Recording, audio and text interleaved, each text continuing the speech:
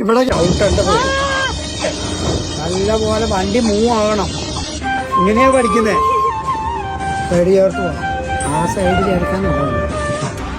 ആ ചവിട്ടി സ്ലോ ആയി കഴിഞ്ഞാൽ പിന്നെ ബ്രേക്ക് കാല് വെക്കേണ്ട കാര്യമില്ല. പൊട്ടെ കാല് കൊടുക്ക്. പതുക്കെ പതുക്കെ ഓണടിക്ക്. വണ്ടി അവിടെ താങ്ങി വരും.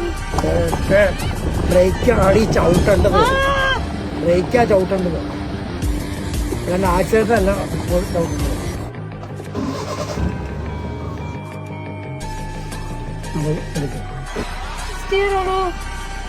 സ്റ്റീറാണ്.